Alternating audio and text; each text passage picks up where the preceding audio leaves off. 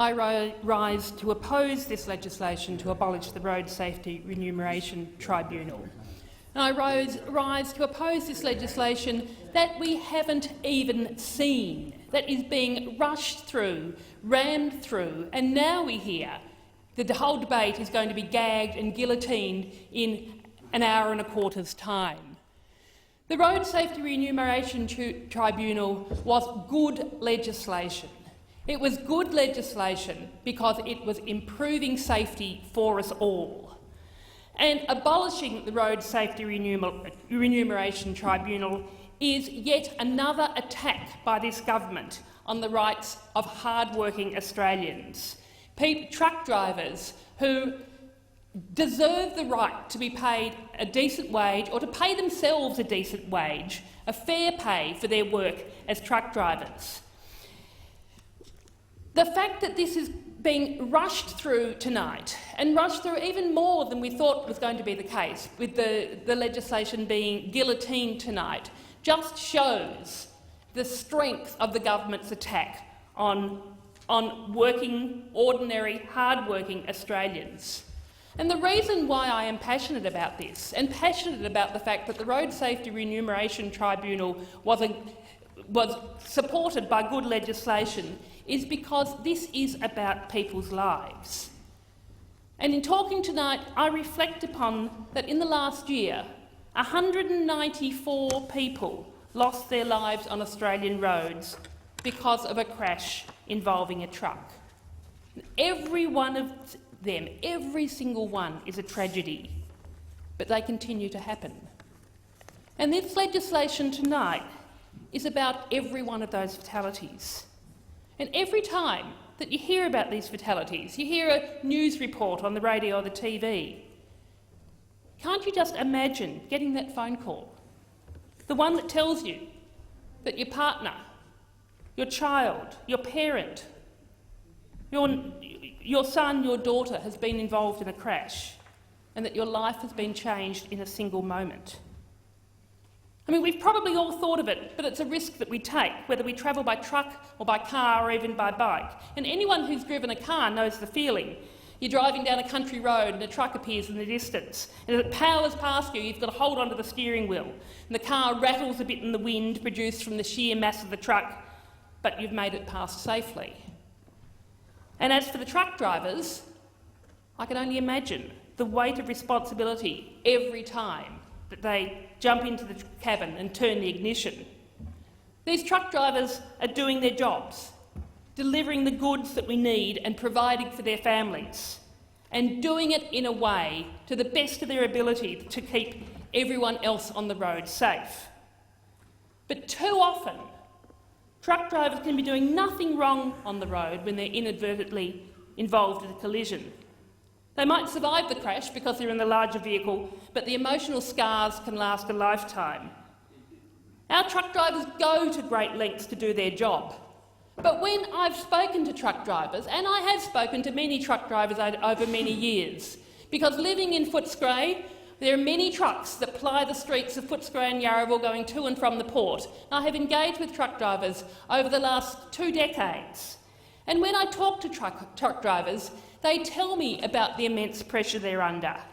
They tell me how they're not being paid enough, and how by not being paid enough, they find themselves being forced to cut corners, to skip brakes.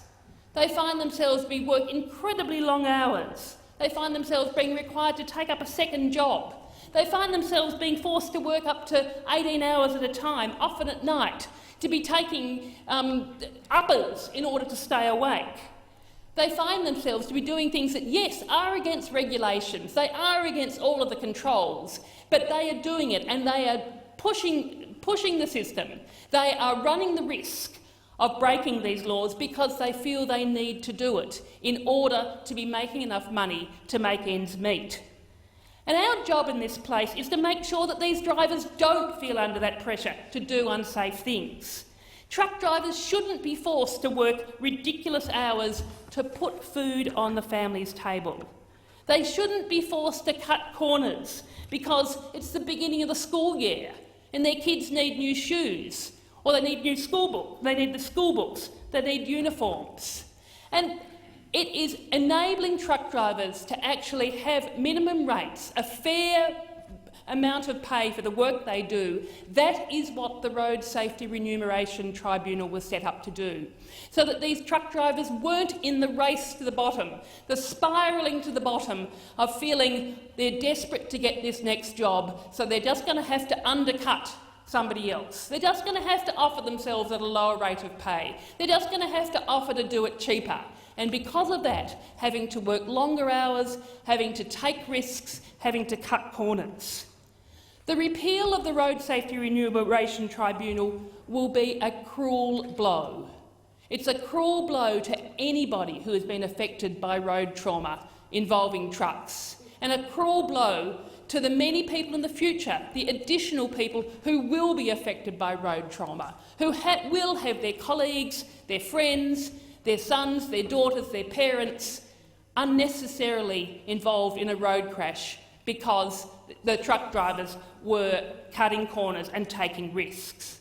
The repeal of the Road Safety Remuneration Tribunal will be a cruel blow to other people in our roads. I think of the corner of two main roads that is just around the corner from me, the corner of Geelong Road and Moore Street in Footscray. And I think of the number of times you see trucks running red lights. I think of the number of times that the fence of the house on that corner has been smashed to smithereens because of trucks running red lights, speeding, and doing their best to do their job as quickly as possible, because we know from talking to them the reason they are doing that is because they are having to get somewhere as quickly as possible with their load and as cheaply as possible in order to have their job. I think of the repeal of the Road Safety Remuneration Tribunal is going to be a cruel blow to the people travelling on trains. Particularly, I think of the rail bridge near Footscray Station in Napier Street, Footscray, which is the bridge which is the most smashed into bridge anywhere in Melbourne. And it gets smashed into by trucks where the drivers, for some reason, forget how high their truck is, and they find they've got a high truck and, oops, they don't quite fit under the bridge. Why is that the case? The reason that's the case is because of the pressure that these drivers are under. It's because they are taking jobs, they are having to get from A to B, to get from the port to the container yard as quickly as possible. They haven't even stopped and paid attention to how high the container that they've got loaded on their truck is and how it's not actually going to fit under that railway bridge at Footscray Station. I think of the speeding trucks that go past me in Moore Street, Footscray, when I'm on my bike, rushing past me, and I fear for my life. Again, running red lights and putting other road users at risk. And I think of the people who living in residential streets in the suburbs around me, in Footscray and Yarraville, who are trying to sleep but can't sleep, who, despite the fact that there are curfews on the roads around them, we've got the regulations in place that are meant to say, no, trucks aren't allowed on these roads at night, but there are truck drivers who, again, because they are not being paid enough, they are desperate for the job, they're desperate to do it quickly, they're desperate to drop off their load so they can quickly go out and get another one, they break the rules. And they do it because it is impossible for them to survive. It's impossible for them to be earning a decent enough wage without cutting corners, without speeding. They do it to survive. So, how do we stop these unsafe practices? There are a number of factors that come together to be making our roads safer. But fundamentally, we've got to change the system so the incentives to be going too fast, to be cutting corners, to be breaking the rules no longer exist. Yes, we need more enforcement of existing regulations, but we've had those regulations in place for years, some of them for decades, and they keep getting broken because the incentive to break these regulations is there. The incentive of actually trying to earn a decent amount of money being why those regulations are broken is there. by saying that we can fix all this just by enforcing these existing regulations is just treating the symptoms rather than treating the fundamental problem that many of the drivers driving trucks on our road are not being paid enough for the trips that they are driving. They are not being paid enough so that at the end of a day's work, at the end of a week's work, that they've got enough money in their pockets to survive. Yes, we need to have safer trucks. There's no doubt about that. We need to have safer roads. But when you're looking at road safety, and the evidence that we've heard at the Road Safety Committee has told us that you need to be looking at the whole system that operates together. You just can't pick out one thing and hope that that's going to be your silver bullet. We can't just hope that enforcing regulations will be enough. We can't just hope that having safer trucks will be enough. You can't just hope that having safer roads will be enough. You need to have everything working together. And that's why the Road Safety Remuneration Tribunal was set up to add the other piece of the jigsaw puzzle by ensuring that if you had minimum rates of pay, that truck drivers, after working a hard day's work, after working a hard week's work, would have enough money and be able to be earning a fair day's pay for a fair day's work. We've got to pay them properly. Otherwise, they are at risk of being undercut. And without minimum rates, that's what happens. Without minimum rates, you can have truck drivers that are determined that, OK, as an owner-driver, they're determined that they are going to make sure that they charge enough for the trip that they are doing, and then they find that there's somebody else who's just that little bit more desperate than them, who undercuts them, and so it's a race to the bottom, a spiralling to the bottom. It's exactly coming to the crunch of why we have regulations, and particularly when we're looking after workers' rights, we have regulations for minimum rates of pay. We have awards, we have enterprise bargains. We have these regulations in order that people can be assured that they will be getting a fair day's pay for a fair day's work. So the Road Safety Remuneration Tribunal exists in the interest of our truck drivers and the safety of everyone on our roads. And abolishing the Road Safety Remuneration Tribunal is going to make our roads less safe. And we supported establishing the tribunal because we believe, the Greens believe, that everyone deserves a safe workplace and our roads should be safe for everyone. And this is supported by study after study. Study after study shows that you need to be working on all of the factors that I've talked about, but particularly that safety on the roads for truck drivers and everyone else is related to truck drivers' wages and conditions. And by improving wages and conditions for owner-drivers, we make our roads safer for everyone. So the Greens supported the tribunal, and we welcome the tribunal's decision for safe rates when it was handed down. And the other aspect of this abolishing the Road Safety Remuneration Tribunal is it just fits into the government's overall agenda, and particularly the debates that we've had today. The government's attacks on workers' rights across the board, multiple attacks on workplace safety. And we need to be taking action to reduce the road toll, but the ideological smear campaign that's followed the tribunal's order and has occurred with this legislation proposing to abolish the tribunal is putting the safety of everybody on the road at risk. This order, the Road Safety Remuneration Tribunal and the orders that under the tribunal will lift and would continue to lift the wages and conditions of all truck drivers, so that owner drivers receive a similar pay rate and conditions as employee drivers, whose pay and conditions are covered by an award.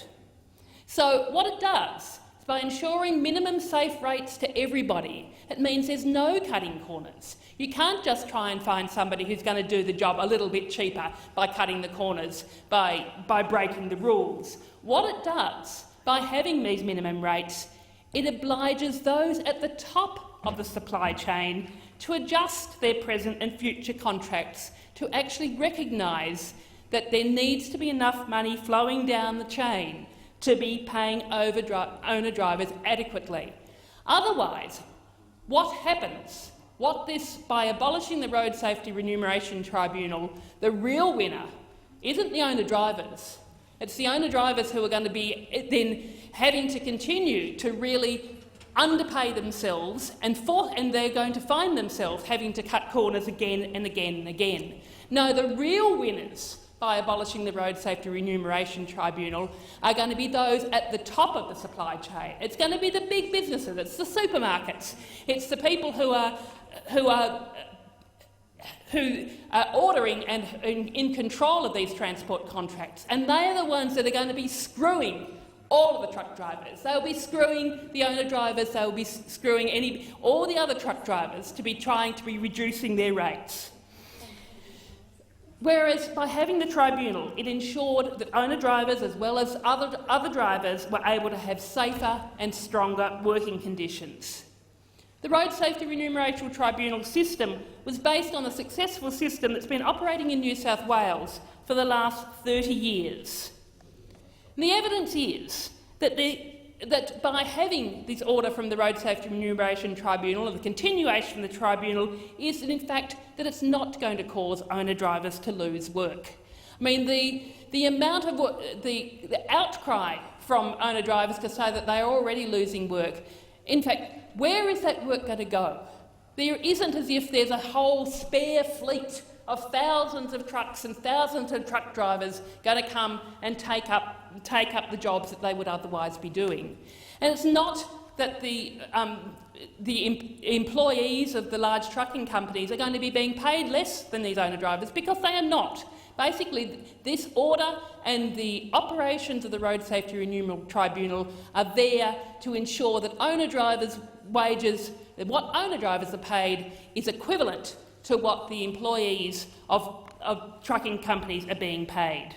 Safe rates for truck drivers are essential to ensuring that our roads are safer for everyone.